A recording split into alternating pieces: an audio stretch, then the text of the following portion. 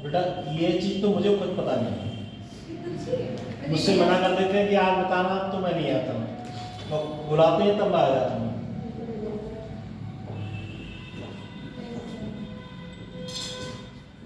क्योंकि मेरे पास भी इतने काम रहते हैं, मुझे खुद व्यस्त इतना रहना पड़ता है, कुछ नहीं।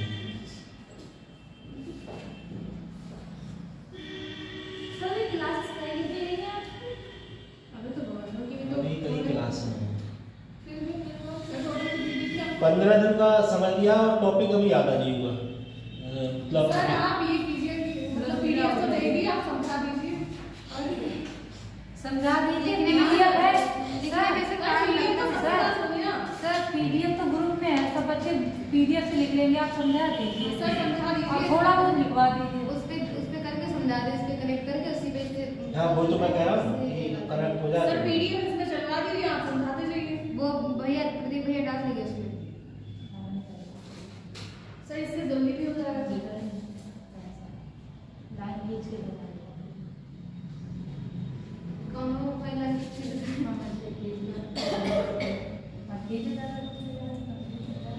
कॉपी है आप लोग देखना कहाँ तक करवाया था।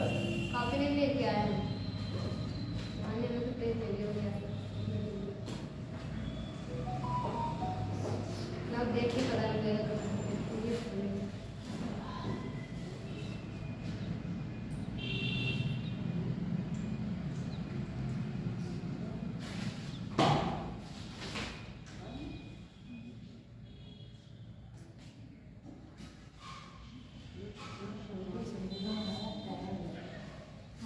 ये हो गया था आरक्षण नीति के 3 प्रमुख घटक: सरकारी नौकरियां, शिक्षण संस्थानों में प्रवेश में आरक्षण, लोकसभा और राज्यसभा में विधानसभाओं की सीट पे आरक्षण। ये हो गया था।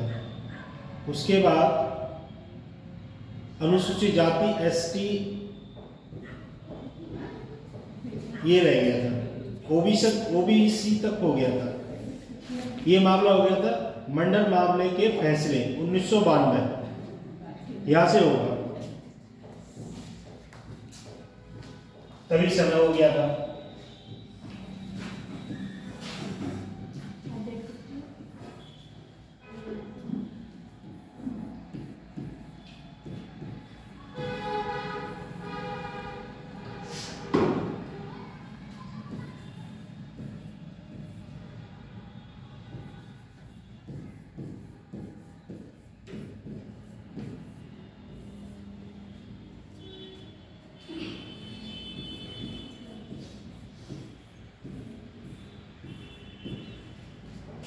मार्केट तो बहुत बेहतरीन चल रहा है।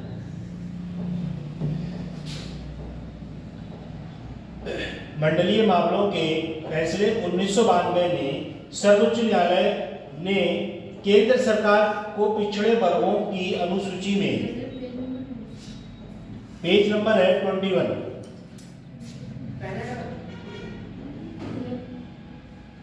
केंद्र सरकार ने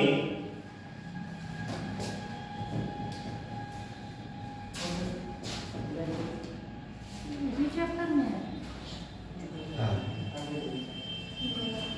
21 में 1992 में केंद्र सरकार ने पिछड़े वर्ग की अनुसूची के सूची के संबंध में जो शिकायतों के बीच जांच की थी, उसमें जो है ओबीसी के लिए कितने परसेंट आरक्षण किया गया था? 27%। ठीक है, ओबीसी के लिए 27% आरक्षण की व्यवस्था की गई थी। और 1993 में मिल गया,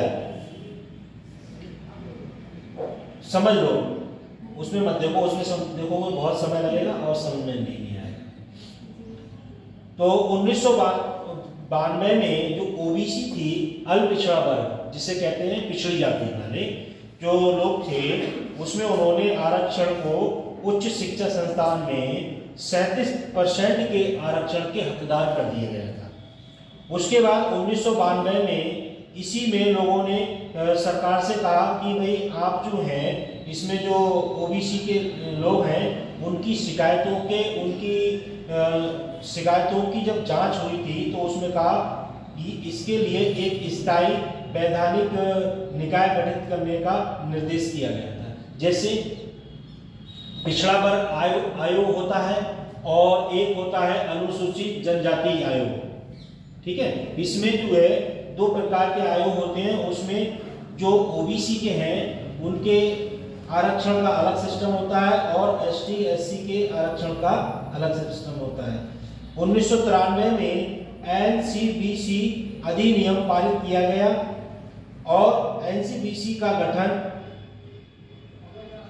102वें संवैधानिक संशोधन, 102वें मतलब 102वें जो संशोधन हुआ था उसमें इसके लिए वैधानिक अधिनियम के द्वारा संविधान में एक नया अनुच्छेद 338 का सम्मिलित किया गया था। 338 जो था 338 खा, इसमें क्या गया, इसे सम्मिलित किया गया था। हाँ, ठंड की वजह से चल नहीं रहा है। 102 बार संशोधन किया गया था, उसमें 338 खा सम्मिलित किया गया था। उसके बाद आता है अल्पसंख्यक। अल्पसंख्यक में जो है कौन कौन सी जाति आती है? मुस्लिम, ईसाई और पारसी। ये पता होना चाहिए अल्पसंख्यक में कौन कौन सी जातियां आती हैं। और उसमें भारतीय संविधान में कहीं भी अल्पसंख्यक शब्द को ठीक से परिभाषित नहीं किया गया है। जो अल्पसंख्यक शब्द है इसके लिए कहीं से भी परिभाषित नहीं किया गया, लेकिन कई समूहों को अल्पसंख्यक का दर्जा दिया गया है। जो कई समूह हैं जैसे इस्लाम धर्म के मानने वाले जो मुस्लिम समुदाय हैं इनके लिए अल्पसंख्यक का दर्जा दिया गया है। उसके बाद आवाज तेज आ रही क्या? मेरी आवाज कुछ वैसी ही थी। अब बताओ सही है?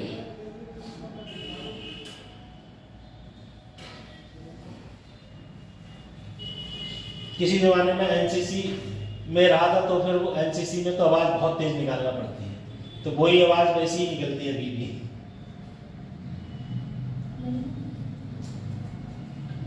उसके बाद जो अल्पसंख्यक दर्जा है वो किन किन लोगों को दिया गया ये आपको पता रहना चाहिए। उसके बाद संविधान और भाषा के आधार पर अल्पसंख्यक जो थे उनको मान्यता दे दी गई, लेकिन अल्पसंख्यक शब्द को परिभाषित नहीं करना था। जो परिभाषित नहीं चाह रहे थे इसके लिए परिभाषित जो है नहीं करना चाहते थे। पर जब अल्पसंख्यक आयोग बन गया और अल्पसंख्यक आयोग के जो अध्यक्ष होगा वो कौन होगा? ज्यादातर मुस्लिम समुदाय का व्यक्ति होगा अल्पसंख्यक अध्यक्ष। इस समय कौन है उत्तर प्रदेश अल्पसंख्यक अध्यक्ष?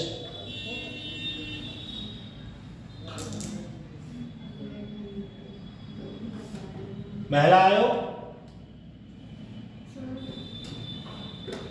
उत्तर प्रदेश महिला आयोग नहीं पता? भूल गई? बबीता चौहान। हाँ सर, अभी थोड़े टाइम पहले उन्होंने कहा। हाँ, और राष्ट्रीय स्तर की जो महिला आयोग अध्यक्ष है वो कौन है? विजेता हटकर कुछ ऐसी नाम है उनका, ठीक है, ये याद होना चाहिए।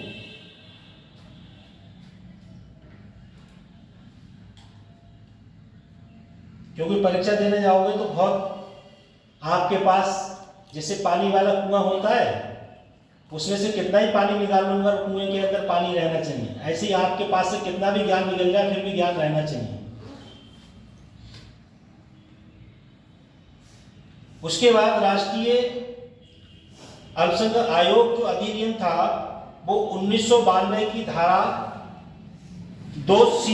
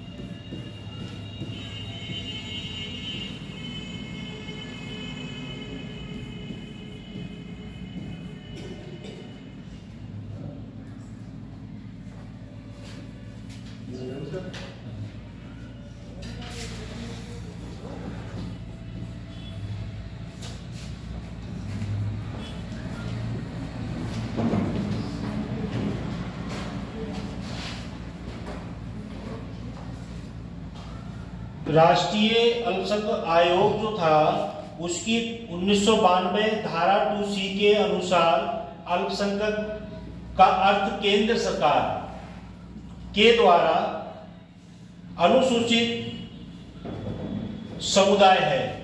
जो अल्पसंख्यक है वो किसके अधीन आता है, किस धारा के अधीन आता है, उस धारा में कौन सी धारा के लिए सम्मिलित किया गया है। 1992 की धारा 2C के अनुसार। उसके बाद केंद्र सरकार ने 6 धार्मिक समुदायों को सूचित किया है। 6 जो धार्मिक हैं, जो 6 समुदाय हैं, उनके लिए सम्मिलित किया गया है। नंबर 1 में लिखेंगे मुस्लिम, नोट कर लो पॉइंट, कहीं भूल जाओ। मुस्लिम, ईसाई, सिख, बौद्ध, पारसी और जैन। कितने हो गए? 6 हो गए। जो देश की लगभग 19% आजादी है, आबादी कितनी? 19% आबादी है लोगों की, तब ये हाल है। अगर हो गए 50% तब क्या हाल होगा? 19% आबादी टोटल।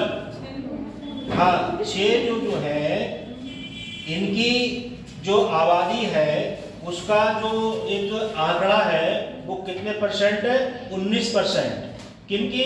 जो 6 समुदाय, 6 जातियां हैं, जो 6 धर्म हैं, ईसाई, मुस्लिम, ईसाई और सिख, बौद्ध, पारसी और जैन, इन लोगों की 19% आबादी है।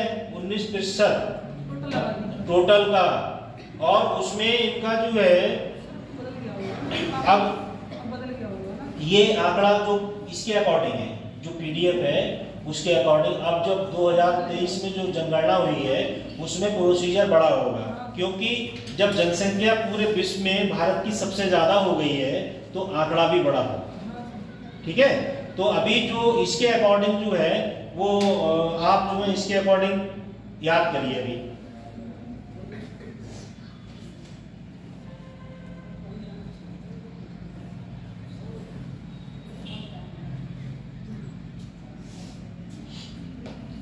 भारत के संविधान में अल्प नहीं लिखना नहीं, समझ लो। भारत के संविधान में अल्पसंख्यक जो शब्द है उसका प्रयोग विभिन्न अनुच्छेदों में किया गया है। अनुच्छेद 29, 30 और 350 का। हाँ,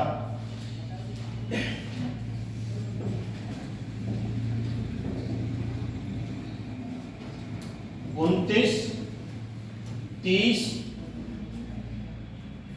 350 का और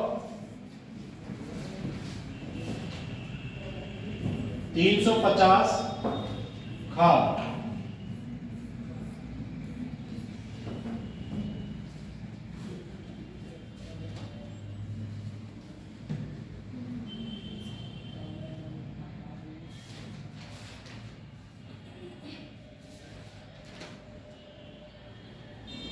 अनुच्छेद 29 में भारत सरकार के अधिकार क्षेत्र में रहने वाले किसी भी समूह को अपनी भाषा, लिपि या साहित्य और संस्कृति को संरक्षित और बढ़ावा देने का अधिकार है।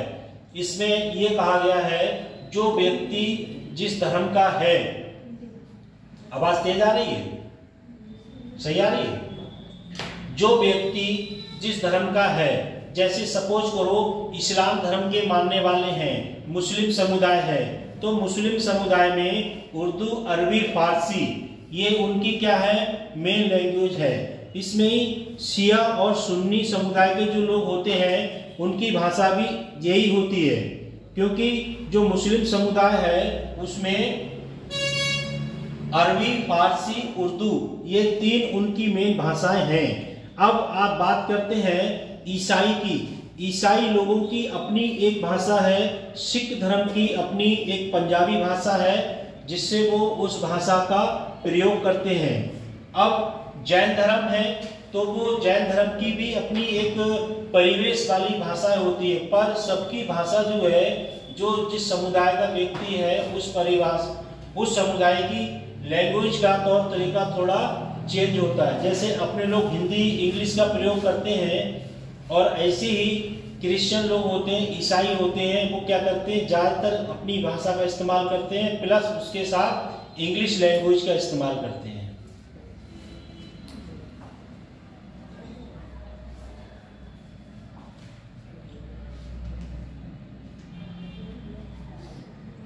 और जो उनकी लिपि है, उनकी भाषा है, उसके अकॉर्डिंग वो अपनी संस्कृति, जैसे जिस धर्म का जो परिवेश होता है उस संस्कृति को व्यक्ति अपनाते हैं, संस्कृति को बढ़ावा देते हैं। जैसे आपने देखा होगा इस्लाम धर्म के मानने वाले लोग हैं तो वो क्या करते हैं, अगर एक व्यक्ति बस जाए और दूसरे व्यक्ति को भी बसा लेते हैं। भाई वो क्या करते हैं, कहते हैं कि भाई हमारा धर्म तीव्र गति से बढ़ना चाहिए और हमारे समुदाय के लोग भी यहाँ बसेंगे तो और क्षेत्र भी बड़ा हो जाएगा। ऐसे जो जो धर्म हैं, जो जो समुदाय हैं, वो इसी परिवेश को अपनाने की कोशिश करते हैं। अनुच्छेद 30 में कहा गया है कि अल्पसंख्यक समूह चाहे वह धर्म या भाषा पर आधारित हो अपनी पसंद के शैक्षणिक संस्थानों को खोलने का अधिकार और प्रयास करते हैं। जैसे आपने देखा होगा जो क्रिश्चियन लोग हैं उनकी आबादी कम है और वो ये चाहते हैं कि लोग, दूसरे समुदाय के लोग हमारे समुदाय में जुड़ें और हमारे समुदाय में आके हमारे समुदाय को बढ़ाएं। ऐसे ही आपने देखा होगा कुछ समय पहले एक प्रथा चली थी धर्म परिवर्तन। तो धर्म परिवर्तन में जैसे आप अपनी स्वेच्छा से किसी भी धर्म को अपना सकते हैं, पर सरकार ने उस पर क्या कर दिया, प्रतिबंध लगा दिया कि जैसे अगर इस्लाम धर्म का मानने वाला है वो व्यक्ति हिंदू धर्म अपना लेता है या हिंदू धर्म का जो व्यक्ति है वो इस्लाम धर्म अपना लेता है। इस प्रथा के लिए सरकार ने प्रतिबंध लगा दिया है, क्योंकि आए दिन विभिन्न प्रकार की घटनाओं का सामना देखने को मिल रहा था। उसके बाद है समुदाय। समुदाय भारत में सबसे संवेदनशील वर्ग है एक और उसके मुख्य धारा में लाना एक बड़ी चुनौती है।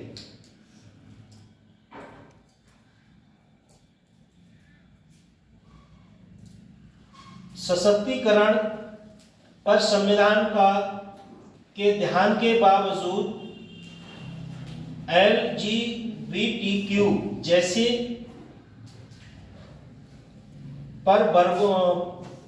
वर्गों पर अभी पर्याप्त ध्यान नहीं है।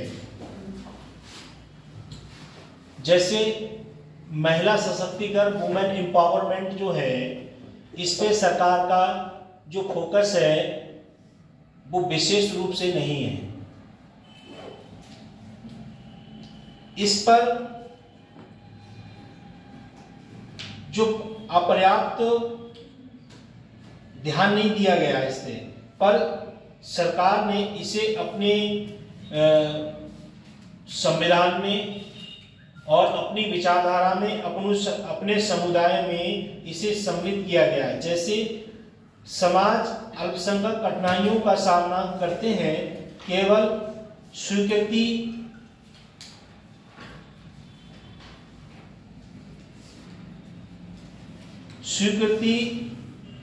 और ओरिएंटेशन, विश्लेषण, लैंगिकता और समलैंगिकता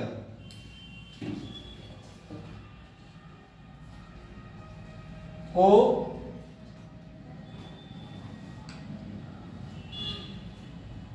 असमान माना जाता है। विभिन्न समस्याओं का सामना करते हैं, जैसे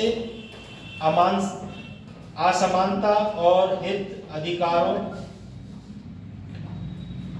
से वंचित समाज में अलगाव, परिवार में ही संघर्ष, घृणा के शिकार। परिवार में घृणा और संघर्ष के शिकार। परिवार में कुछ परिस्थिति ऐसी आ जाती है कि परिवार में लोग एक दूसरे से घृणा करने लगते हैं और उसके बाद वो घृणा के क्या होते हैं, शिकार बन जाते हैं। परिवार में ही कुछ लोग ऐसे होते हैं जो संयुक्त परिवार होता है और उसमें कुछ स्थिति ऐसी आ जाती है जो परिवार के लोग एक दूसरे से ईर्ष्या करने लगते हैं और घृणा करने लगते हैं, पर उस चीज के जो परिवार में लोग हैं वो क्या करते हैं, शिकार भी हो जाते हैं। जैसे आपस में मनमुटाव हो जाता है, भेदभाव हो जाता है, तो क्या करते हैं, एक दूसरे को आपने देखा होगा कि ज्यादा मैं विस्तार से नहीं बताऊंगा, ये लाइव चल रही है, परिवारों में जो भाई है उनका हिस्सा बंटवारा होता है और तौर तरीका सही नहीं होता है तो एक दूसरे के लिए ज्यादा परेशान कर देते हैं और कभी कभी एक दूसरे की क्या कर देते हैं, हत्या भी कर देते हैं।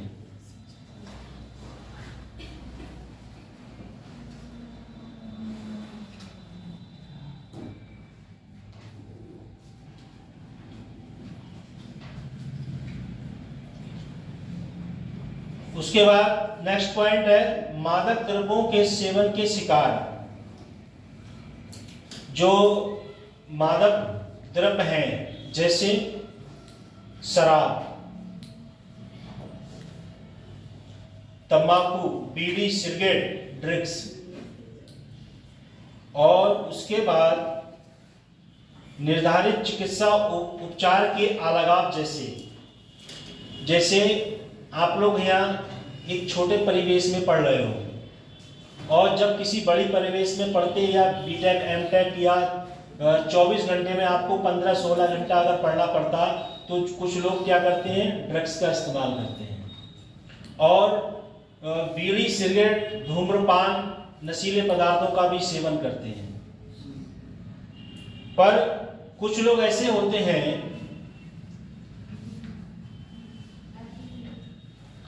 क्योंकि कुछ लोगों को देख के ही पता लग जाती है नशीले पदार्थ का सेवन करते हैं।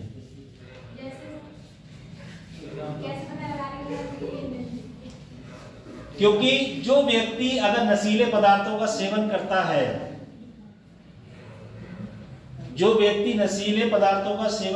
है, उसके चेहरे मोहरे से पता लग जाती है नशीले पदार्थ का सेवन करता है। और जो लेडीज हैं उनके भी उससे पता लग जाती है, और जो जेंट्स हैं उनको भी देखने से पता लग जाती है ये व्यक्ति नशीले पदार्थ का सेवन करता है। और जो सुट्टा मारता होगा उसका लुक सुकी बता देगा कि ये नशीले पदार्थ का सेवन करता है।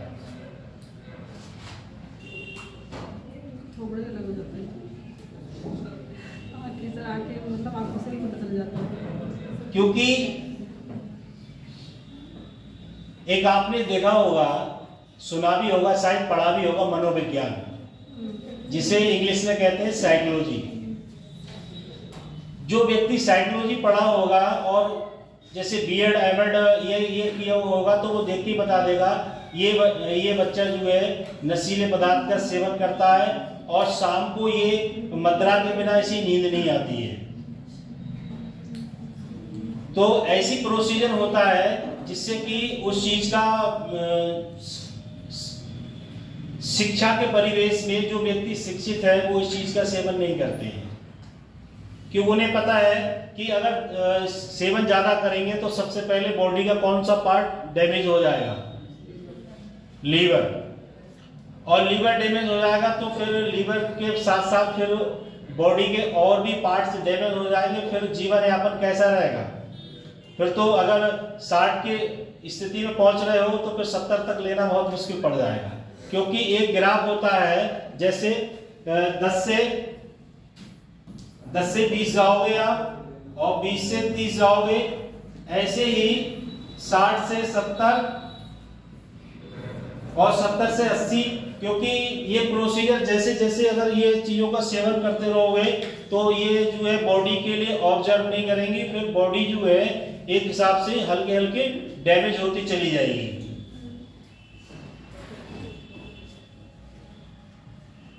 उसके बाद नेक्स्ट पॉइंट है, जैसे जैसे नशीले पदार्थों की सीमा बढ़ती जा रही है, जैसे सपोज करो जैसे कोई व्यक्ति नशीले पदार्थ का सेवन करता है, आज थोड़ी मात्रा में सेवन करता है, बेटा बात मत करो।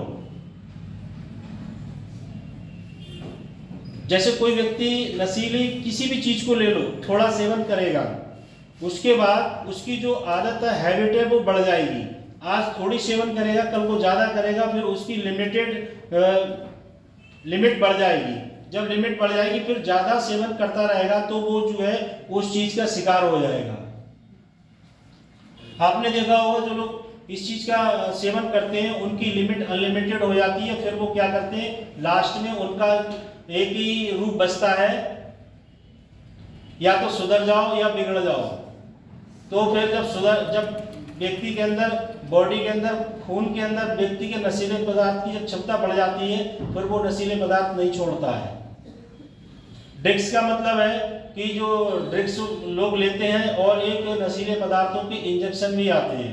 जो लोग क्या करते हैं, इंजेक्शन का सेवन करते हैं और उस सेवन की जो लत है वो जो है आदत है बढ़ती चली जाती है।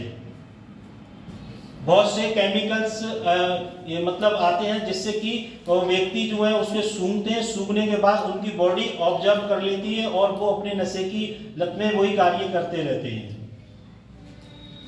कुछ पदार्थ ऐसे भी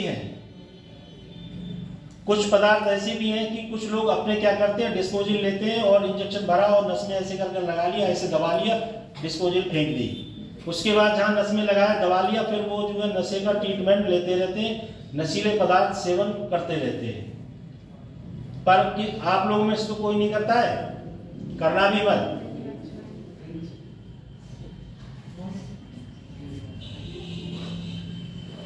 उसके बाद जो बच्चे हैं उनके माँ बाप उनसे बहुत परेशान हो जाते हैं, क्योंकि उनकी जो परिस्थिति है वो ऐसी होती है कि जब उस चीज में विलीन हो जाते हैं तो उन्हें उसकी लत लग जाती है, और जब लत लग जाती है तो उनसे माता पिताओं की विचारधारा नहीं मिलती है। माता पिता परेशान हो जाते हैं और परेशान होने के बाद जो है वो अपने बच्चों को विशेष रूप से समझाने की कोशिश करते हैं, दबाव बनाते हैं, मगर वो किसी भी परिवर्तन को, बदलाव के कारण नहीं होते। जैसे आप लोग किशोरावस्था एडोलेंस साइंस से निकल चुके हो, तो कितने से 12 से 17, तो इस अवस्था से आप लोग निकल चुके हो। जब इस अवस्था में आए होंगे तो वो उस समय किसी की बात पे ज्यादा फोकस नहीं करते हो, बात नहीं मानते हो। एक अवस्था वो ऐसी अवस्था होती है, उस अवस्था में चाहे वो लड़का हो या लड़की हो, उस अवस्था में अगर जो व्यक्ति अपने आप को सुधार कर गया, इम्प्रूव कर गया, तो वो व्यक्ति आगे बढ़ जाएगा। और उस परिदृश्य में अगर व्यक्ति अपने को इम्प्रूव नहीं कर पाया तो वो आगे नहीं बढ़ पाएगा। आप में से कुछ बच्चे ऐसे होंगे जो बच्चों ने आपके साथ वालों ने पढ़ाई छोड़ दी होगी, कुछ बच्चे ऐसे भी होंगे आप लोगों के साथ में, क्योंकि उनके माँ बाप जो है उन्हें गाइड नहीं कर पाए। और कोई परिवेश होता है कि जब वो व्यक्ति शिक्षित नहीं होगा, उस चीज को समझ नहीं पाएगा, तो वो नशीले पदार्थ, क्राइम में बढ़ जाएगा। और क्राइम करेगा तो उसका जो परिवेश है वो एकदम बुरी तरीके से त्रस्त हो जाएगा।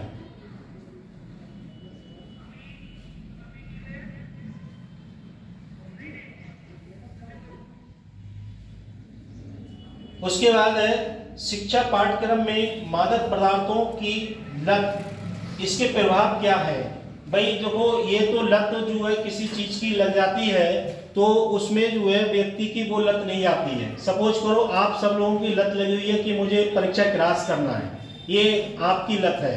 कुछ व्यक्तियों की लत ऐसी है कि मुझे 24 घंटे मोबाइल ही चलाना है। कुछ लोगों की स्थिति ऐसी कि मुझे लैपटॉप के सामने बैठ के चाय पीना है, लैपटॉप ही चलाना है। ऐसी कुछ लोगों की लत लग जाती है। उस लत को अपने आप काबू रखना बहुत बड़ी बात होती है।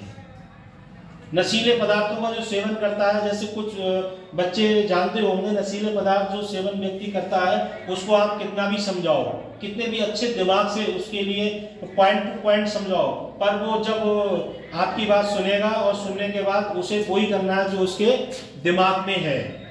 तो नशीले पदार्थों की लत को छुड़ाना जो है वो अपने आप पे कंट्रोल करना है। ऐसा नहीं है कि कोई व्यक्ति अगर किसी प्रोसीजर को अपना रहा है, आप भी उसी के सिस्टम में और उसी के तौर तरीके में सम्मिलित हो जाएं। ये भी नहीं होना चाहिए। भाई कोई व्यक्ति अगर कुछ गलत कार्य कर रहा है, आप उसे समझा रहे हो और आपकी बात को वो नहीं मान रहा है, तो आपका सीधा प्रोसीजर है उससे अपने स्तर की दूरियां बनाओ। और दूरियां बनाने के बाद जो है उस चीज को समझो कि ये व्यक्ति गलत कर रहा है और हम इसके साथ सम्मिलित हैं, तो हम भी इस गलत विचारधारा के शिकार हो जाएंगे।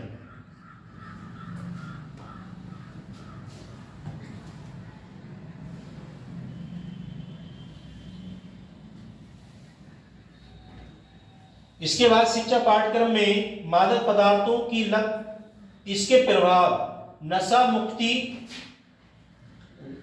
शामिल होने के लिए उचित परामर्श एक अन्य विकल्प, जैसे सरकार के द्वारा बनाए गए नशा मुक्ति केंद्र, जिसमें व्यक्तियों की नशा की लत को छुड़ाने के लिए सरकार ने विभिन्न प्रकार के केंद्रों को बनाया गया है। कुछ सरकार प्राइवेट जो संस्था हैं वो भी अपने एक इस सिस्टम को खोले हुए हैं, जिससे कि लोगों के लिए डेली अगर किसी व्यक्ति को खुला छोड़ दिया जाएगा तो व्यक्ति जाके नशीले पदार्थ खरीद सकता है। और अगर व्यक्ति खुला नहीं रहेगा, एक जगह किसी बंद सिस्टम में रहेगा, तो वो उस चीज को नहीं खरीद पाएगा और नशीले पदार्थों का सेवन नहीं कर पाएगा। इसलिए सरकारी संस्थान, प्राइवेट संस्थानों ने नशा मुक्ति केंद्रों का भी एक सिस्टम लागू किया है।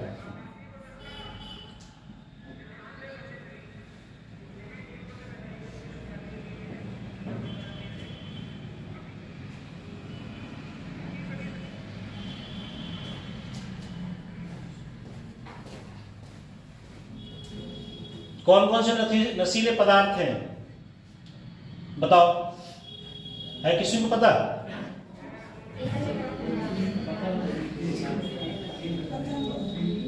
पता सबको होगी, बताने नहीं चाह रहे।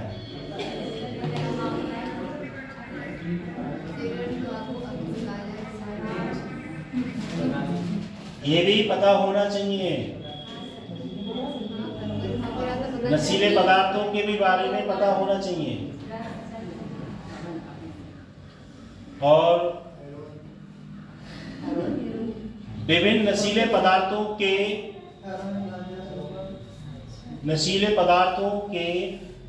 जो रूप हैं उनका सेवन क्या है ये भी पता होना चाहिए। क्योंकि भले ही आप नहीं करते हो कोई बात नहीं है, क्योंकि जब अधिकारी बन जाओगे तो फिर जब किसी को पकड़ोगे तो आपको पता होना चाहिए इसने किस चीज का सेवन किया है? क्योंकि जब अधिकारी बन जाते हैं तो जो नशीले पदार्थों को बनाने वाले हैं उनको भी सिस्टम को पूरा कैच करना पड़ता है और गाड़ी में भर के लाना पड़ता है।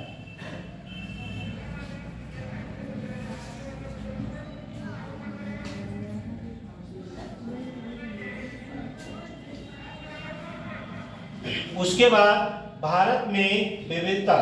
विविधता का अर्थ है एक दूसरे से भिन्न और विशिष्ट विशेषताओं, गुण या तत्वों से बना।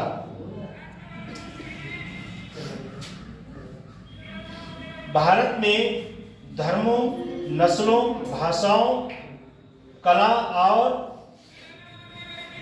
संस्कृति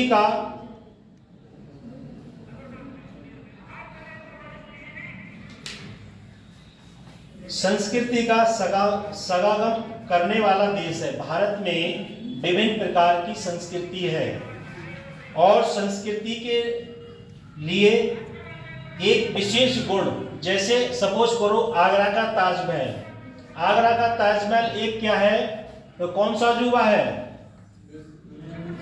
7वां अजूबा। आगरा का जो ताजमहल है वो 7वां अजूबा है। उसके लिए भी किसी व्यक्ति ने बनाया है और वो भी एक व्यक्ति मिस्त्री होगा जिसके क्या करा था, हाथ कटवा लिए गए। इसलिए कटवा लिए गए कोई देश के अंदर कोई ऐसा शासक ना आए जो इस ताजमहल को देख के दोबारा से ताजमहल बनवा दिया जाए, दूसरा नहीं बना सके, क्योंकि जिसके हाथ कट जाएंगे तो वो फिर कैसे डिजाइन कर पाएगा।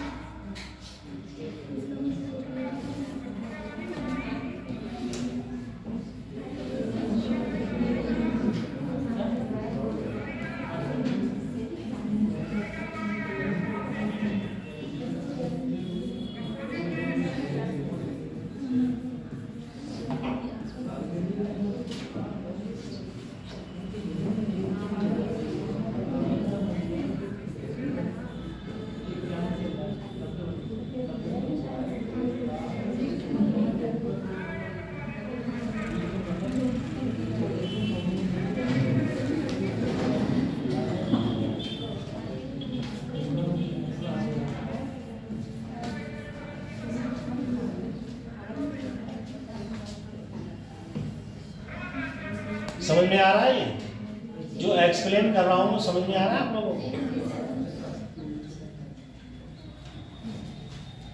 भौगोलिक विविधता जो है, भारत एक विशाल देश है। भारत एक जो है विशाल देश है और जिसका क्षेत्रफल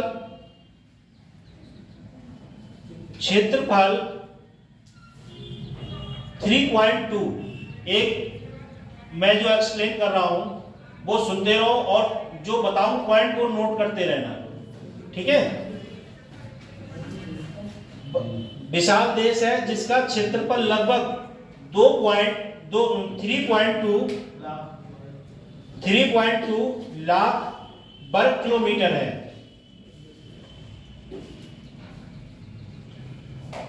स्थलकृति शुष्क रेगिस्तान, सदाबहार वन, बर्फीले हिमालय, तट के किनारे और उपजाऊ मैदान भी शामिल हैं। जैसे अब लिखना नहीं है, अब जो पॉइंट है वो नोट करना था आप लोगों को। जैसे हमारा जो देश है उसकी विभिन्न प्रकार की संस्कृति है। जैसे जैसे भारत में राज्य हैं और राज्यों के अकॉर्डिंग उसी राज्य की, उसी क्षेत्र की, उसी परिवेश की संस्कृति भी है। जैसे उत्तर प्रदेश में चले जाओ तो क्या है, नौटंकी, और दूसरा क्या है,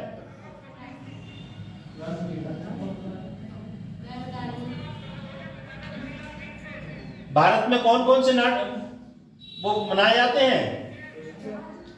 हाँ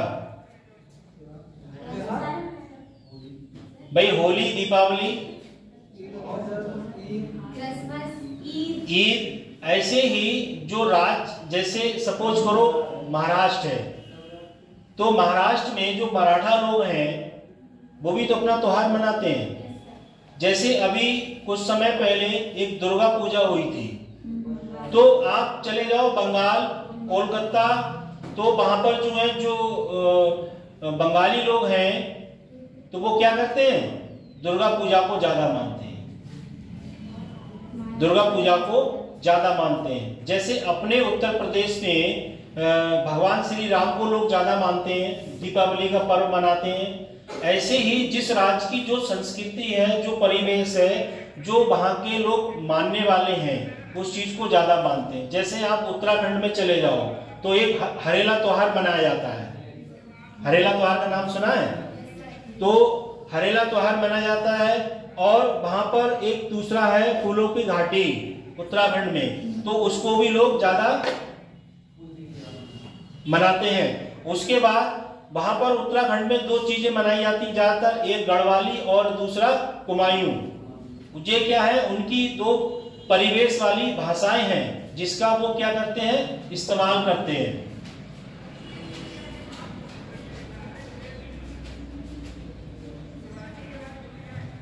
ये पॉइंट पता हो गया 3.2।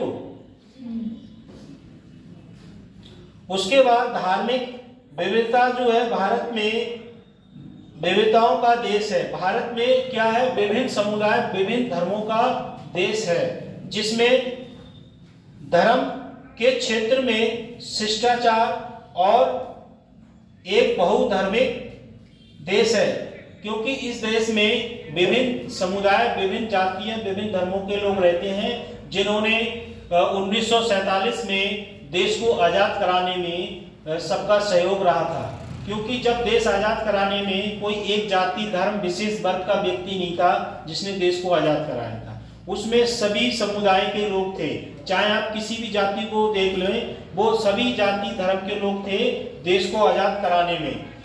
उसमें जो एक था भाईचारा। भाईचारा ऐसा था कि सभी लोग क्या करते थे, प्रेम भाव से देश के अंदर रहते थे। और जैसे जैसे परिसीमन, जैसे जैसे परिदृश्य बदलता गया, लोग बदलते गए, जैसे जैसे सुविधाएं आती गई, वैसे वैसे देश के अंदर क्या आ गई, विभिन्न प्रकार के जाति का परिवेश आ गया कि भाई अगर इस व्यक्ति जाति इस जाति का है तो इसका ये सिस्टम रहेगा, और वो इस जाति का है तो इसमें ये रहेगा। और अब तो एक नारा भी दे दिया गया है, क्योंकि लाइव चल रहा है तो उसे मैं ज्यादा एक्सप्लेन नहीं करूंगा।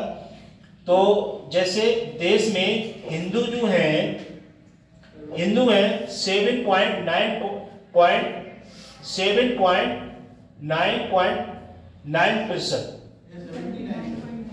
79.9%। बेटा ये नोट कर लो सब लोग, नंबर 1 करके नंबर 2 करके, ठीक है? कर लिया? मुस्लिम बिरादर भी लिखते रहना, धर्म भी लिखते रहना, ठीक है? पहले हिंदू लिखो, फिर उसके बाद मुस्लिम लिखें। मुस्लिम में लिखो 14.2%, ब्रैकेट बंद कर दो। ईसाई में लिखो 2.32%। क्या बोला सर? 2.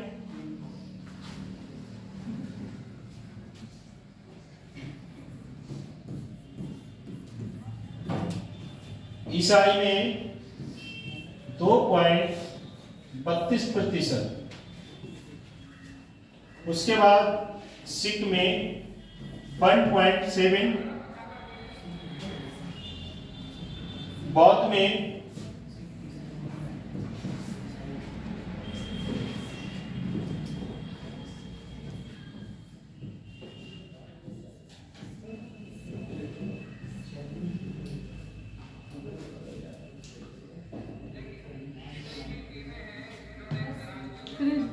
रुको मैं बोल रहा हूं तो लिखते हैं। हिंदू वाला लिख लिया आप लोगों ने, मुस्लिम लिख लिया, ईसाई लिखो 2.32%, सिख में लिखो 1.7%,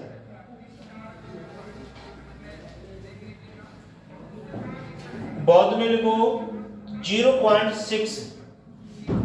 0.6 बौद्ध।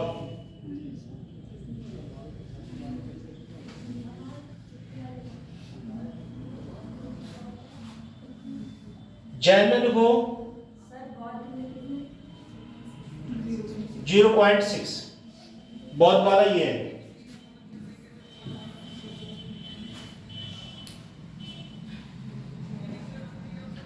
जैन में लिखो 0.41%। जब इन सब मिला के 19% होगा।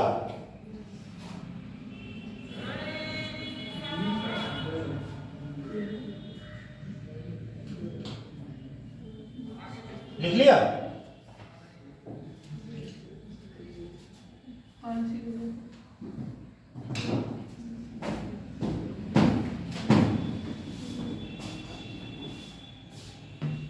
पारसी इसने दिया नहीं।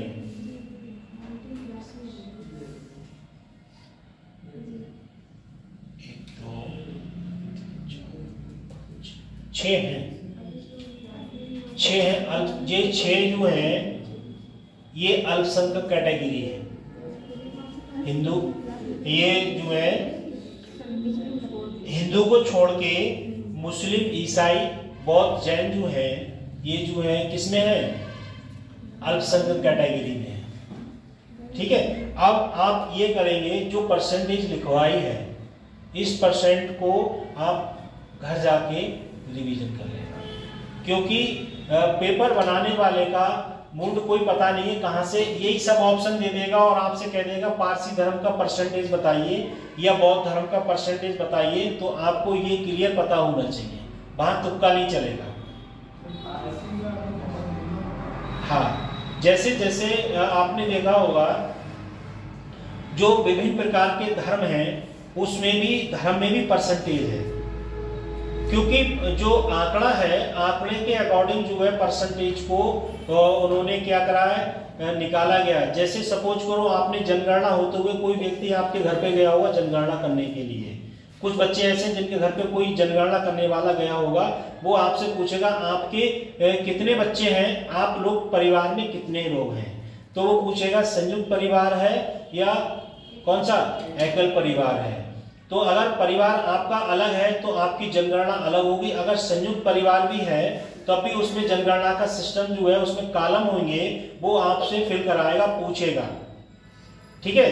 तो उसके अकॉर्डिंग ये जो है आंकड़े हैं वो जनगणना के अकॉर्डिंग है कि भाई इतनी परसेंटेज ये जाति ये धर्म इतनी मात्रा में है।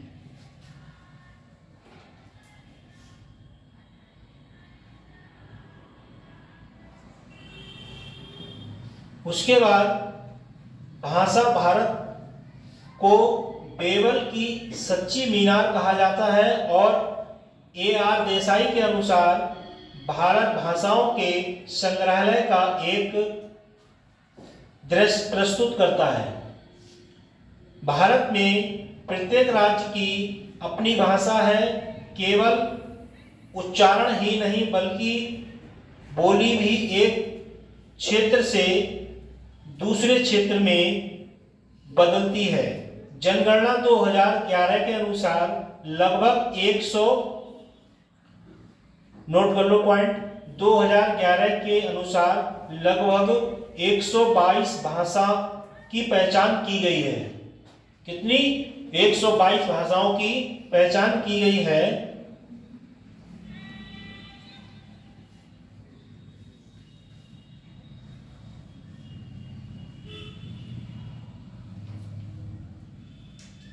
जैसे मैंने आप लोगों को बताया था कि जैसा जो क्षेत्र होता है उस क्षेत्र की अपनी भी भाषा होती है। जैसे आप लोग पीलीभीत डिस्ट्रिक्ट में रहते हैं, ठीक है, और बराबर वाला डिस्ट्रिक्ट हमारा क्या है, लखीमपुर खीरी, उसके जस्ट बराबर में है शाहजहांपुर। तो शाहजहांपुर जब जाएंगे आप तो वहाँ की जो लैंग्वेज है वो थोड़ी चेंज मिलेगी। किससे? पीलीभीत से।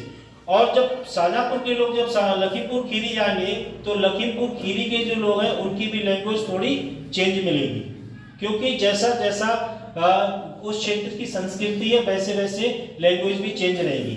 शाहजहांपुर में है किसी की रिलेशन है? लखीमपुर खीरी में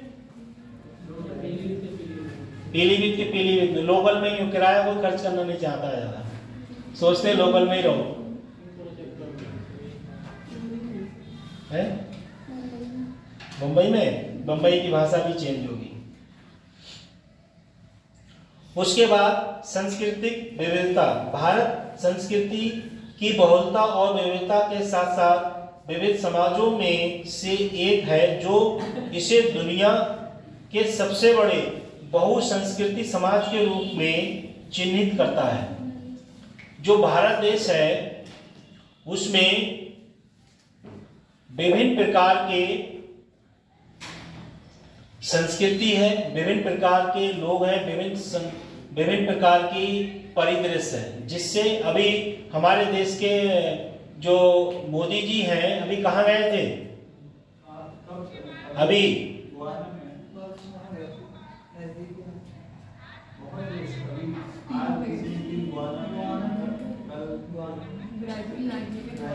हाँ, ऐसे जो है पता रहना चाहिए। अभी इन्हें एक अवार्ड मिला है, करंट का है सवाल ये, एक अवार्ड मिला है कुछ मॉडल करके ऐसे कुछ है, उसे रिपीट कर लेना और उसको नाम, और वो किसने दिया है? नाइजीरिया ने। हाँ, और जिस एक देश है जिसमें अभी तक हमारा देश जो आजाद हुआ था उससे कोई प्रधानमंत्री उस देश में आज तक नहीं गया। पहले प्रधानमंत्री हैं जिस देश का नाम है ब्रुनई, उसमें गए हैं। ये पता होना चाहिए क्योंकि करंट में कहीं से भी उठा के आपको क्वेश्चन दे सकता है।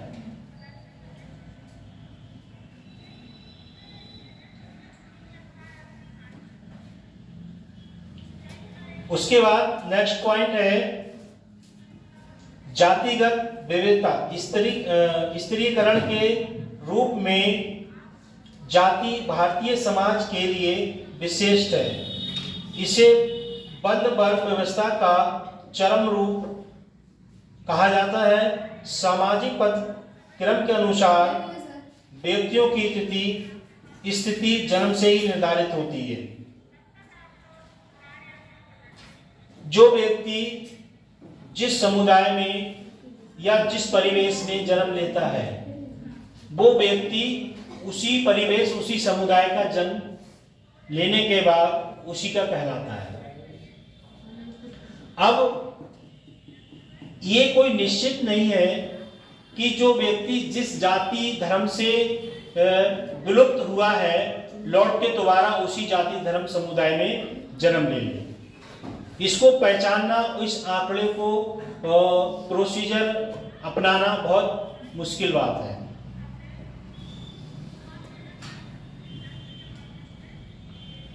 उसके बाद है प्रजातीय विविधता। जैसे कि पहले उल्लेख किया जाता है कि भारत के अति प्राचीन काल से दुनिया भर में प्रवास की लहरों को बहुत आकर्षित किया। इसके निवासियों की एक समान नस्ल संरचना के अभाव के पीछे यह प्राथमिक कारण है। भारत को प्रजातियों जनजातियों मेल्टिंग पॉइंट भी कहा जाता है। जो भारत है उसमें विभिन्न प्रजातियां, जातियां और समुदाय, धर्म, और धर्म में भी क्या है, नस्लें।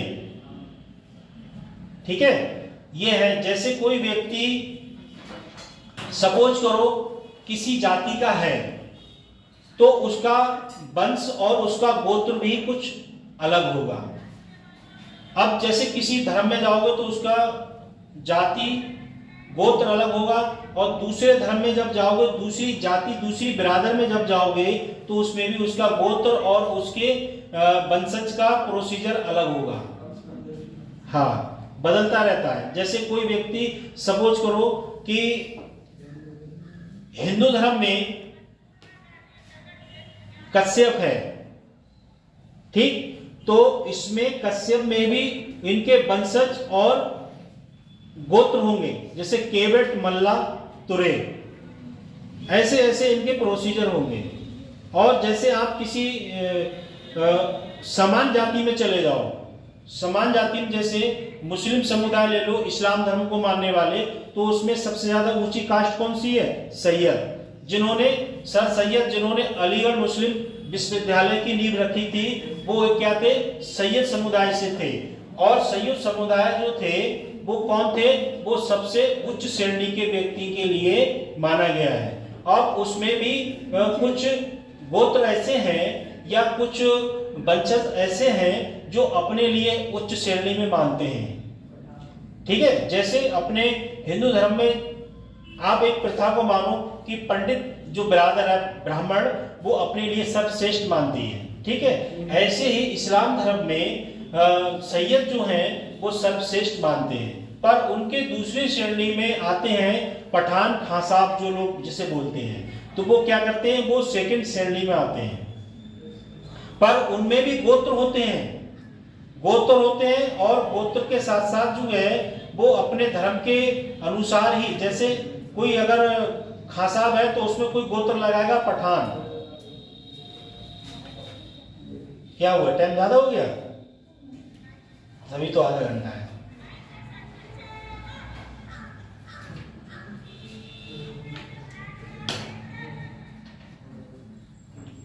उसके बाद है भौगोलिक कारक। भारत की अपनी विशेष निश्चित प्राकृतिक सीमा है। भारत की क्या है? प्राकृतिक सीमा है। और राष्ट्र के मोटे तौर पर हिमालय, उत्तरी मैदान, दक्कन का पठार, पश्चिमी उत्तरी घाट, थार रेगिस्तान और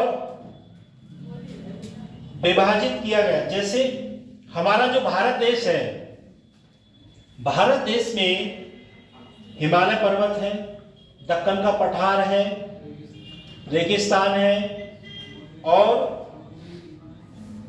समुद्री सीमाएं हैं। जैसे आप इस साइड में जब चले जाएंगे तो नेपाल से टच करते हुए भारत और चीन बॉर्डर पे दिखेगा आपको कि ये भारत सीमा रेखा है। अब जब आप लेह लद्दाख, जम्मू कश्मीर बॉर्डर पे चले जाएंगे और सियाचिन बॉर्डर पे चले जाएंगे, उस साइड में जाना नहीं है, किराया बहुत लगेगा, ठीक है। केवल नक्शे के द्वारा समझना है। जब आप वहां जाएंगे तो वहां पर हमारे देश की जो सीमा रेखा है वो वहां आपको दिखेगी। और पर जब दूसरे देश की जो सीमा रेखा होगी, वहां पर क्या है? एक बॉर्डर का एक बोर्ड लगा होगा और बोर्ड के अकॉर्डिंग हमारे देश की जो सेना है वो वहां पर तैनात होगी, क्योंकि दूसरे देश की सेना हमारे देश की सेना से हमला ना करे या फिर हमारे देश में आ ना जाए।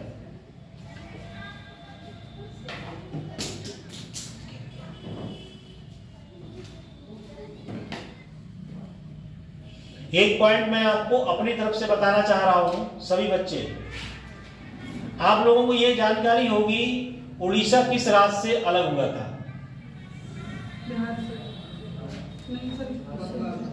बंगाल से अलग हुआ।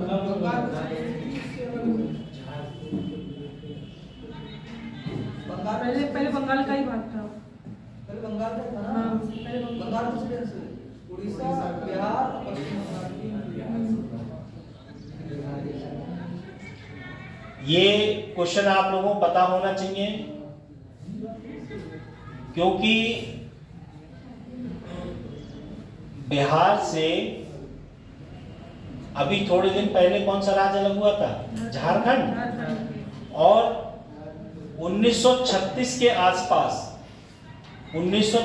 आसपास उड़ीसा राज्य जो है बिहार से अलग हुआ था।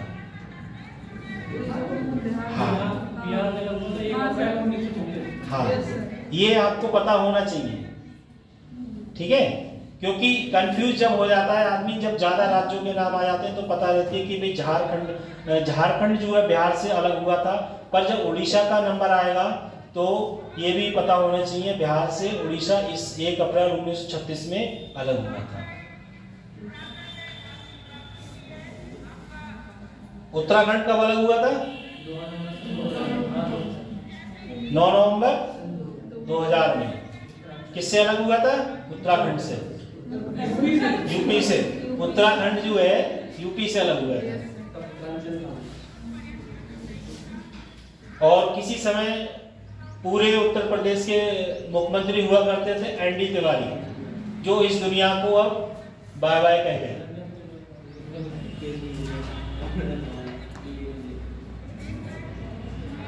तुम मत चले जाना डीएनए में।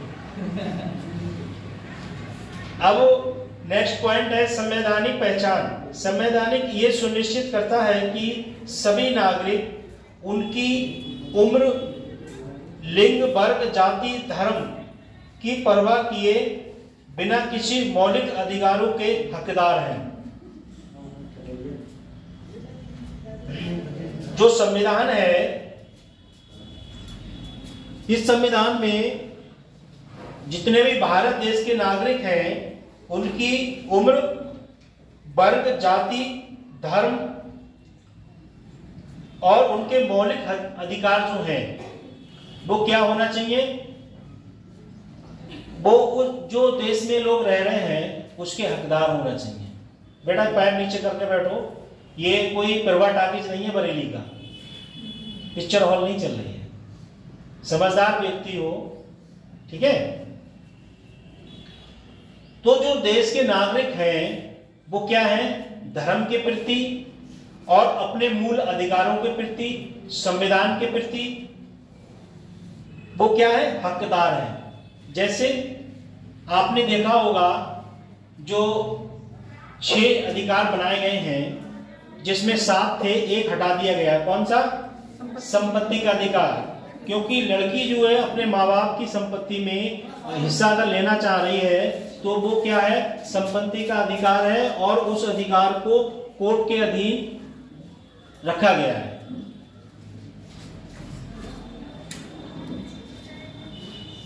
उसके बाद नेक्स्ट पॉइंट है अंतर राज्य गतिशीलता। संविधान के अनुच्छेद 19A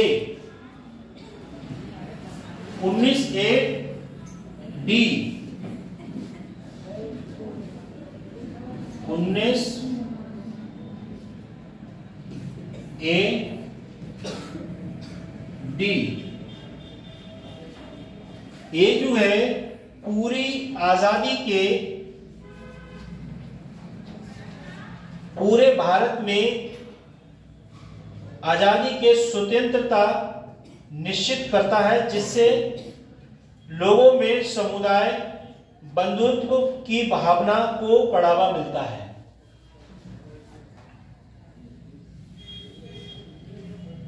धार्मिक सह अस्तित्व। भारत के लोग धार्मिक सिद्धांतों, नियमों अत्यधिक प्रभावित। संविधान के अनुच्छेद 25 से 28 के अनुच्छेद 25 से 28 के 25 से 28 के बीच में जो संस्कृति है और धर्म की स्वतंत्रता है, जिससे संरक्षण शांतिपूर्वक तरीकों से धार्मिक उत्सव को मनाया जाता है। जैसे अभी त्योहार हुआ था दीपावली का, तो दीपावली के त्योहार में हिंदू समुदाय के जितने भी लोग थे वो दीपावली मना रहे थे और शांतिपूर्वक उस त्योहार को उत्सव के रूप में मना रहे थे। उसके बाद उससे पहले एक त्योहार आया था ईद उल नबी मुस्लिम लोगों का, और वो त्योहार जो था इस्लाम धर्म के मानने वाले लोग थे, उसमें रोशनी का एक प्रोसीजर था। जितनी रोशनी ज्यादा कर लोगे उतना ही नाम अच्छा होगा कि भाई उनके यहाँ इतनी रोशनी हो रही है। कोई इस्लाम धर्म का मानने वाला बच्चा? क्या नाम है? शायद। ये जो त्योहार था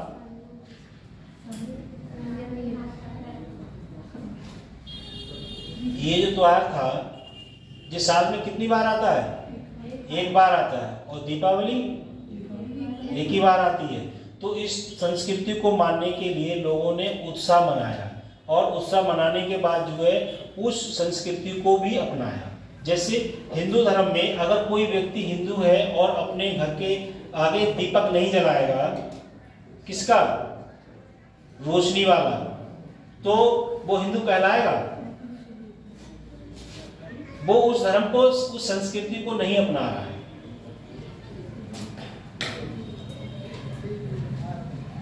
चरण सिंह कितने दीपक जलाए थे? 100। किसी घर पे दीपक रखने गए हो तो गिन के रख रहे हो, एक 28 रख दिया, 29 में किसी और के रखना है। लगातार 100 रखे थे। मंदिर ले जाते हैं ना गाँव में। अच्छा,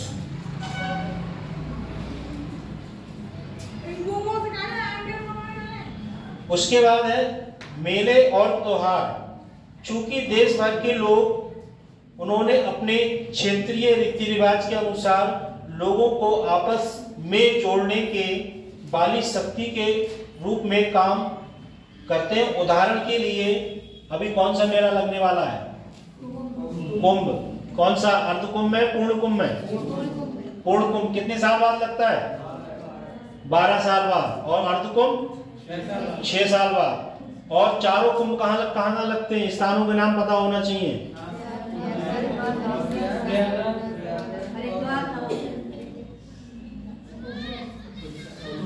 किस तारीख में कुंभ का मेला, किस तारीख में ओपनिंग हो रही है? 13 जनवरी। ऐसे ही जैसे हिंदू समुदाय में कुंभ का मेला है, अर्ध कुंभ है, कुंभ लगता है 12 साल और अर्ध कुंभ लगता है 6 साल। ठीक है। ऐसे ही इस्लाम धर्म के जो मानने वाले होते हैं वो लोग क्या करते हैं, जैसे मक्का मदीना जाते हैं, कहाँ? सऊदी अरब। क्या करते हैं? वहां जाके एक अपनी पूजा अर्चना और ये भी जो प्रोसीजर चादर चढ़ाने का या जो जैसा भी है, तो वो क्या करते हैं, उस समुदाय को, उस चीज को फॉलो करते हैं। जैसे हिंदू धर्म में जिस व्यक्ति ने चारों धाम की यात्रा कर ली, वो अपने आप को क्या सोचता है? मोक्ष की प्राप्ति करता है। और ऐसी इस्लाम धर्म में मक्का मदीना सऊदी अरब होया और उन्हें कि मैं हज होया, और व्यक्ति क्या करें, चाहे चारों धाम जाओ या मत जाओ, या मक्का मदीना जाओ, हज जाओ या मत जाओ, पर आपके जो इरादे हैं वो नेक होना चाहिए और अपनी जो मनोभावनाएं वो साफ शुद्ध होना चाहिए। आप डेली अर्चना पूजा आराधना करो और लोगों की बेईमानी करो, प्लाट पे कब्जा करो और गलत कार्य करो, तो आपका ये बेकार है। और आप किसी भी देवी देवता में आस्था रखते हैं तो बढ़िया है, और अगर नहीं भी रखते हैं और आस्था ज्यादा रखते हैं और कार्य गलत करते हैं तो आपकी वो प्रोसीजर बेकार है। क्योंकि आप आस्था बहुत अच्छी रखते हैं और लोगों के जो पैसे उधार ले लिए, जिससे जो ले लिया कभी नहीं दिया, तो फिर वो उसका प्रोसीजर होता है कि ये व्यक्ति जो है नीयत का पाक साफ नहीं है, जिसका ले लेता है कभी नहीं देता, इससे दूरियां बना के रखो। चाहे भले ही वो मंदिर या मस्जिद में जाके 5 टाइम नमाज पढ़े, चाहे मंदिर में सुबह शाम पूजा आराधना करें।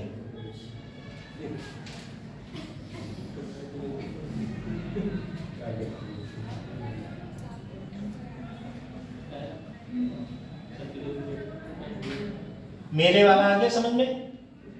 देखो सभी बच्चे इधर ध्यान दो। अगर जैसे जिस क्षेत्र का, जैसे सपोज करो आप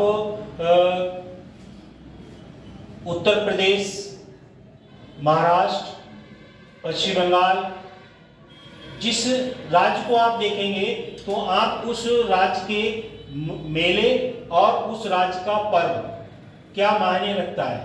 जैसे अभी छठ पूजा हुई थी तो बंगाली लोग छठ पूजा को बहुत अच्छे से मानते हैं, बिहारी। और एक जो बंगाली लोग होते हैं वो क्या करते हैं, दुर्गा पूजा। ठीक है, तो ऐसे त्योहारों का आपको पता होना चाहिए किस राज्य में कौन सा त्योहार ज्यादा फेमस है और उस त्योहार में किस समुदाय के लोग।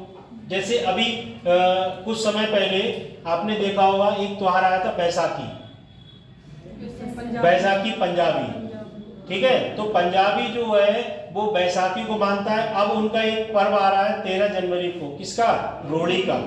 तो वो उस पर्व को ज्यादा महत्व देते हैं। अगर उनका कोई भी काम होगा तो उस दिन रोक दिया जाएगा और रोकने के बाद उस पर्व को मनाएंगे। जैसे इस्लाम धर्म में शुक्रवार का जुमे का दिन फिक्स है, कितना भी कोई काम करें और उस धर्म का व्यक्ति जो है शुक्रवार को नहा धो के कपड़े पहन के अपने बढ़िया से और टोपी भी लगा के मस्जिद में जरूर जाएगा, ठीक है। और ऐसे ही हिंदू धर्म में एक दिन या 2 दिन फिक्स है, जैसे मंडे और ट्यूसडे। सोमवार को कुछ लोग क्या करते हैं, ज्यादा पूजा पाठ आराधना करते हैं और मंदिर भी जाते हैं। वैसे ही मंगलवार को बालाजी को जो लोग मानते हैं वो ज्यादातर क्या करते हैं, इनकी अर्चना आराधना करते हैं।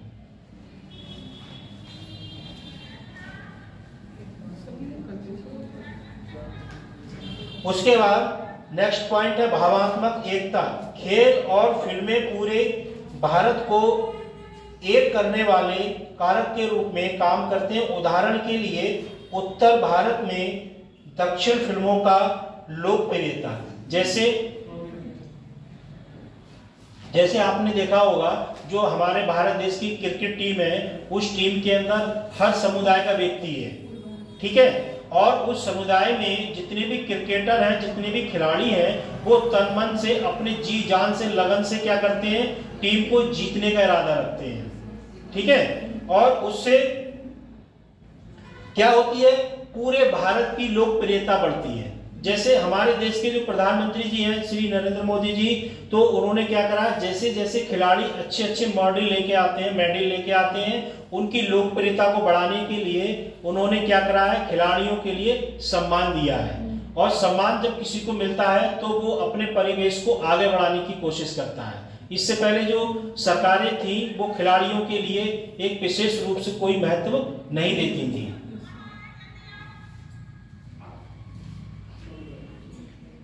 जैसे आप क्रिकेट ले लो, फुटबॉल ले लो, टेबल टेनिस ले लो, और दूसरा कौन सा खेल है, पोल वॉल्ट, ठीक है। और कबड्डी है, हॉकी है, जैवलिन थ्रो है, और भाला फेंक है, डिस्कस है, गोला फेंक है। ये जो है जितने भी गेम्स हैं, इसमें भी हमारे देश के खिलाड़ियों ने अपना मनोबल आगे बढ़ाया है और बेहतर करके दिखाया है। ऐसा नहीं है कि पूरे भारत में एक ही ऐसा राज्य है जिससे खिलाड़ी चयनित हुए। पूरे भारत में अनेक अनेक राज्यों से, जितने भी राज्य हैं उन राज्यों से भी खिलाड़ी चयनित हुए हैं। उनकी लोकप्रियता को मान सम्मान मिला है और उन खिलाड़ियों के लिए मेडल भी मिले हैं। ऐसे कारक जो देश की एकता को खतरे में डालते हैं। अब जैसे पॉइंट दूसरा है, बढ़ती हुई क्षेत्रीय आकांक्षाएं, जो राष्ट्र हित में ऊपर उठकर गृह क्षेत्र या गृह के प्रति निष्ठा को क्षेत्रवाद के रूप में जाना जाता है। क्षेत्रीय आकांक्षाएं राष्ट्र हित में हावी हो जाती हैं। उदाहरण के लिए अलगाव विद्रव की मांग। जैसे जो क्षेत्र, कुछ क्षेत्र ऐसे होते हैं जिसमें कुछ परिवेश को लेके अलगाव हो जाता है। जैसे आप लोग हो तो आप लोग क्या हो, इस समय एजुकेशन लर्न कर रहे हो और एजुकेशन को सीख रहे हो, तो आपका परिवेश क्या है कि हम पढ़ लिख के कुछ बन जाएं, राजनीतिक परिदृश्य से थोड़े अलग हो आपको। क्योंकि राजनीतिक परिदृश्य में जब चले जाओगे तो फिर पढ़ाई का कोई महत्व नहीं रहेगा और ना आप तैयारी कर पाओगे। तो जैसे जैसे व्यक्ति अलग हो जाता है तो उस क्षेत्र के परिदृश्य से अलग हो जाता है। जैसे राजनीति से आप लोग बिल्कुल अलग हो, ठीक है, नशीले पदार्थ से बिल्कुल अलग हो, किसी भी साइकोलॉजी के अधीन नहीं है।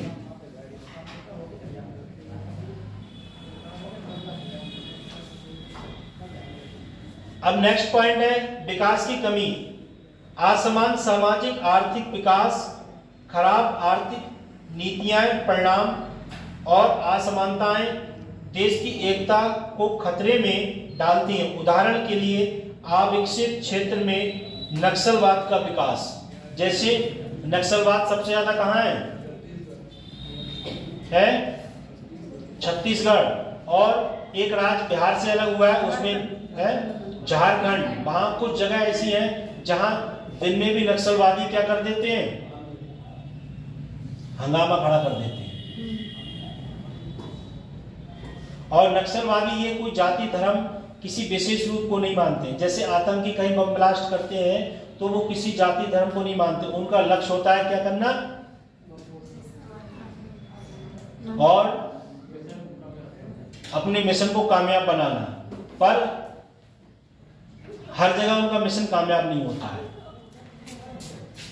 क्योंकि अभी उन्होंने कुछ प्रोसीजर ऐसा अपनाया था कि देश में विभिन्न प्रकार की अराजकता को फैलाएं, तो उसमें जो है सरकार अलर्ट रही थी, क्योंकि जो संगठन होते हैं वो चाहते हैं हर राज्य में इस प्रकार की कोई परिदृश्य ऐसा हो जिससे कि जनता जो है विशेष रूप से परेशान हो जाए।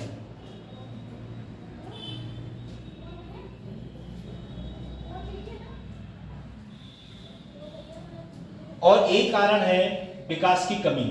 जैसे आपने देखा होगा अभी किन किन देशों में युद्ध चल रहा है, हाँ, तो इसमें विकास होगा। भाई आपकी आमदनी 100 रुपए और खर्च कर रहे हो 500 रुपए, तो 400 रुपए किसी व्यक्ति से उधार लोगे तभी तो कुछ कार्य आगे बढ़ाओगे। अब वो कार्य आप किसी ऐसे गलत कार्य में 400 रुपए गलत कर दोगे तो उसमें जो है आपका भला होगा, नहीं होगा। क्योंकि जब देश विभिन्न प्रकार की परमाणु शक्ति और ऊर्जा, एटॉमिक ऊर्जा का इस्तेमाल कर रहे हैं और विभिन्न प्रकार के युद्ध कर रहे हैं, तो उन देशों का विकास होगा, नहीं होगा विकास।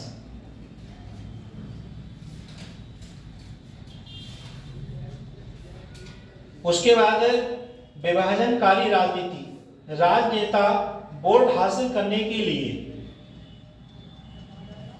जाति धर्म जैसे विभाजन पहचानों का आह्वान करते हैं। इसके लिए ध्रुवीकरण राजनीति से अल्पसंख्यकों के बीच हिंसा और आत्मविश्वास, अंधविश्वास, संदेह जैसे पैदा करते हैं। जैसे इस समय विभिन्न प्रकार के विभिन्न जो राजनीतिक पार्टियां हैं वो अपने नारे दे रही हैं, किसी का कोई नारा है, किसी का कोई नारा है। तो जब राजनीतिक पार्टियां नारा दे रही हैं, उनसे क्या है, जो उस समुदाय विभिन्न जाति धर्म के लोग हैं वो क्या कर रहे हैं, वो उस संदेश को स्वीकार कर रहे हैं और उससे अपना राजनीतिक परिदृश्य पार्टियां वोट बैंक के लिए, जो वोट बैंक है उसके लिए विभिन्न प्रकार की परिदृश्य को अपना रहे हैं, चाहे वो जातीय हो, धर्मीय हो, और चाहे किसी मुंह से बोली लैंग्वेज के अनुसार। क्योंकि जो राजनेता होता है उसके पास कुछ नहीं होता है, उसके पास केवल क्या होता है, दिमाग होता है, और दिमाग से वो ऐसी भाषा का इस्तेमाल करेगा कि पार्टियां जो हैं विभिन्न रूप से उस समुदाय में लोग ज्यादा से ज्यादा वोट डालें। और अभी कितने चुनाव में कितनी सीटों पे चुनाव हुआ है, यूपी में 9, और किन राज्यों में हुआ है, ये भी पता होना चाहिए, ठीक है। 9 सीटों पर उत्तर प्रदेश में हुआ है, जिसमें हमारे देश के मुखिया जो हैं योगी आदित्यनाथ जी, उन्होंने भी विभिन्न प्रकार की सभाएं की हैं।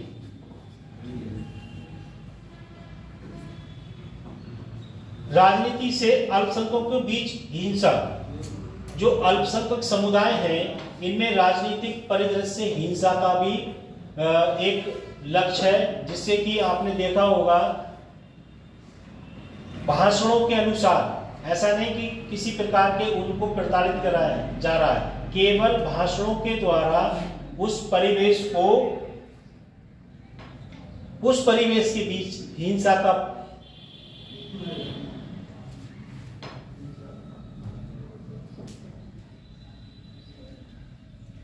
नेक्स्ट पॉइंट है जातीय विविधता, स्वदेशीवाद, रोजगार, प्रतिस्पर्धात्मक संसाधनों की कमी और पहचान के खतरे जैसे मुद्दों के कारण जातीय विविधता के परिणाम स्वरूप अक्सर विभिन्न जाति समुदाय के बीच संघर्ष। उदाहरण के लिए उदाहरण के लिए 2023 में मणिपुर हिंसा, जातीय संघर्ष, जो मणिपुर में हिंसा हुई है वो आज भी समाप्त नहीं हुई है, वो भी लगातार चल रही है और उसमें सरकार को एकदम एक्शन लेना चाहिए। कौन से वाला? फिल्मी स्टाइल वाला।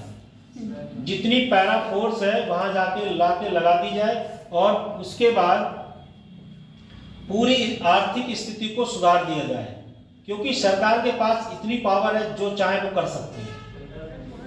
पर जो मणिपुर हिंसा है उसके परिदृश्य को लेके सब लोग चिंतित हैं, क्योंकि किसी प्रकार की घटना अगर किसी देश में या किसी राज्य में होती है उससे ऐसा नहीं है कि उसी व्यक्ति को हानि हो, उससे उस परिदृश्य से सभी लोगों को महसूस होता है।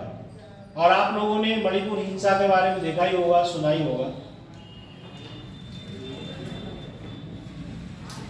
विभिन्न प्रकार के जातीय संघर्ष, हिंसा किस कारण हुई है? जातीय संघर्ष, क्योंकि जहां जातीय का समीकरण आ जाता है तो कोई जाति अपने से दूसरी जाति को कमजोर नहीं समझती है, और जब जातीय संघर्ष आ जाता है तो उसमें प्रोसीजर क्या होता है? उस प्रोसीजर को समाप्त करने के लिए सरकार के पास बहुत फार्मूले होते हैं। भौगोलिक अलगाव, भारत के विशाल भूभाग परिणाम क्षेत्रीय चेतना पहचान विकसित हुई है। अनुक्रमांक, क्षेत्रवाद की मानसिकता, संस्कृत संयुक्त होने के भौगोलिक कारक, विभाजन पैदा करना। उदाहरण के लिए पूर्वोत्तर राज्यों की भौगोलिक अलगाव, जो संस्कृति है उससे जो है भौगोलिक क्षेत्र में पूर्वोत्तर राज्य में भौगोलिक अलगाव। जैसे आपने देखा होगा जो मानसून आता है वो किस समय आता है? 15 जून के बाद मानसून आ जाता है, और उसके बाद जब मानसून आ जाता है तो जुलाई से ही बारिश का, जून से ही बारिश चालू हो जाती है, पर जुलाई अगस्त में और सितंबर तक ज्यादा होती है, जिससे कि पीलीभीत में कितनी बार बाढ़ आ गई? 2 बार आ गई थी। और पीलीभीत की जनता जो है बहुत परेशान हो गई थी, क्योंकि बाढ़ जब आएगी पानी भर जाएगा तो कोई कार्य नहीं कर पाओगे। उसके बाद जो पूर्वी राज्य हैं उनमें विभिन्न प्रकार की समस्या का समाधान करना पड़ता है, क्योंकि जो पहाड़ी क्षेत्र हैं वो आए दिन वर्षा होती रहती है। जैसे पहले बारिश का सबसे स्थान कौन सा था जहां लगातार बारिश होती थी? पहले थी चेरापूंजी, अब कौन सी हो गई है? मौनसून राम। ठीक है, तो वहां जो है जब बारिश ज्यादा होती है तो सरकार ने वहां के परिवेश के लिए विशेष रूप से कुछ ना कुछ विशेष एक प्रोजेक्ट के रूप में विशेष दर्जा दिया जाता है। जैसे लेह लद्दाख है, वहां भी क्या है? वहां पर्वतीय क्षेत्र है और वहां पर जो है बारिश का भी सिस्टम रहता है। जम्मू कश्मीर में जैसे आतंकी हमलों का ज्यादा डर रहता है, ऐसे ही पर्वतीय क्षेत्र है, हिमालय क्षेत्र है, जैसे जैसे परिदृश्य है तो उन क्षेत्रों को सरकार ने उसी राज्य के अकॉर्डिंग सुविधा भी दी है। जैसे उत्तराखंड चले जाओ, उत्तराखंड में जो उत्तराखंड निवासी हैं उनके लिए हाइट में छूट दी गई है। उत्तराखंड में लोगों के लिए हाइट में छूट दी गई है, इसलिए दी गई है कि वहां का जो हिल क्षेत्र है तो उसमें लोगों की लंबाई कम होती है, तो इसलिए उन्हें छूट दी गई है।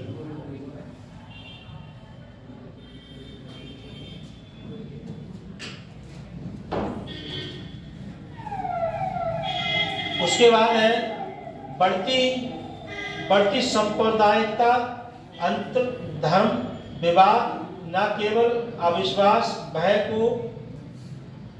को बोकर दो समुदायों के बीच बातचीत को बंधित करते हैं, बल्कि वे देश के धर्मनिरपेक्षता ताने बाने को भी खतरे में डालते हैं। मसलन पंजाब में सिख हिंदू विवाद, राम मंदिर, बाबरी मस्जिद को लेकर हुए दंगे। देखो अभी तक पूरे भारत में जो न्यायपालिका है उसमें सबसे ज्यादा जो फाइल थी वो बाबरी मस्जिद की थी, और उस बाबरी मस्जिद में सबसे बड़ा स्टेटमेंट था। पढ़ने में कितना समय लगा था? बहुत समय लग गया था।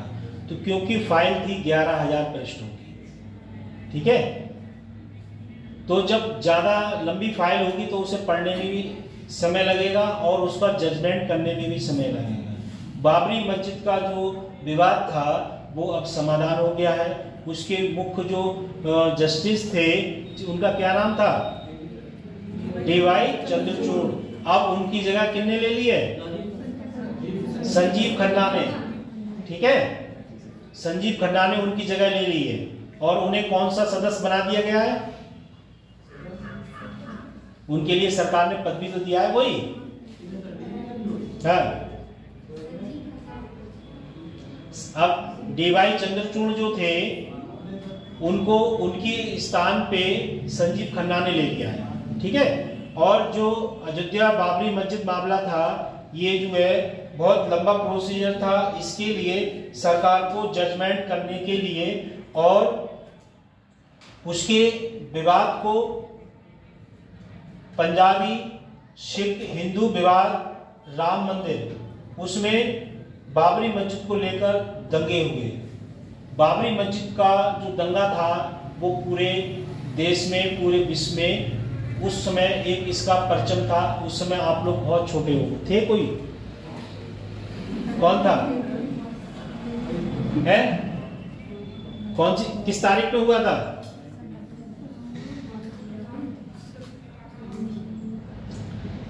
उस समय ऐसा परिदृश्य था कि जैसे जो आपके घर में बुजुर्ग लोग हो उनसे पूछना, मैं उस समय छोटा था, मुझे खूब होश है, बिल्कुल पूरे देश में सन्नाटा छा गया था, सन्नाटा छा गया था। और ऐसा लग रहा था कि देश तो छोड़ो कि क्षेत्र में लोग नहीं रह रहे हैं। ऐसा हो गया था जब इस टाइप का दंगा हुआ था। अब उस चीज को बिल्कुल समाधान हो गया, उसका निस्तारण कर दिया किसके द्वारा? न्यायपालिका द्वारा। और उसमें जो जमीन है उस जमीन को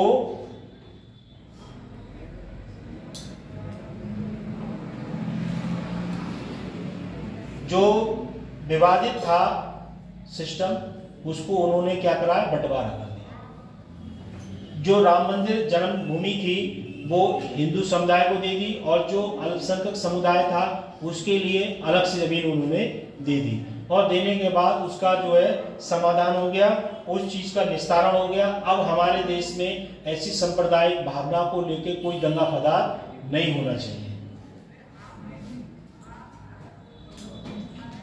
अभी 2 मिनट और रहे हैं, इसे भी पूरा कर लो। बढ़ती हुई सांप्रदायिकता, इसमें भारत के सामाजिक ताने बाने को, आपसी सम्मान और सहिष्णुता के मूल्यों को बनाए रखना, एक विविध आबादी की कई आकांक्षाओं को समायोजित करके और आर्थिक विकास के समान रूप से वितरित करके बेहतर बनाया। ये एकता को लोकाचार बनाने में, रखने में मदद करती है। जैसे हमारे देश में विभिन्न प्रकार के जाति, धर्म, समुदाय लोग रहते हैं, तो जब ये राम मंदिर वाला मुद्दा नहीं था उससे पहले सब लोग प्रेम पूर्वक रहते थे। जो व्यक्ति गांव में रहते होंगे वहां सभी धर्म जाति के लोग रहते होंगे और सब एक दूसरे के लिए शादी समारोह विवाह में इनवाइट करते होंगे और लोग जाते भी थे। और अब क्या है, अब जो है प्रोसीजर थोड़ा चेंज हो गया है। जैसे जैसे लोग जागरूक हुए और शिक्षा का पहले अभाव था, अब हर घर में व्यक्ति किसी न किसी रूप में शिक्षित है। जैसे कोई व्यक्ति अगर वो अनपढ़ भी है और वो काम करता है ड्राइवरी का, तो वो भी समाज से जुड़ा है, लोगों से जुड़ा है, और वो जहाँ तक जाता है तो लोगों को परिवेश को समझता है और समझने के बाद उसी फार्मूले को, उसी नीति को अपने यहाँ लागू करता है। जैसे हमारे देश के प्रधानमंत्री जी हैं, सब देशों में जाते हैं, तो जाना अच्छी बात है, पर वहाँ की जो संस्कृति है उस चीज़ को सीखना, उस परिवेश को जागरूक करना, वो सबसे बड़ी बात है।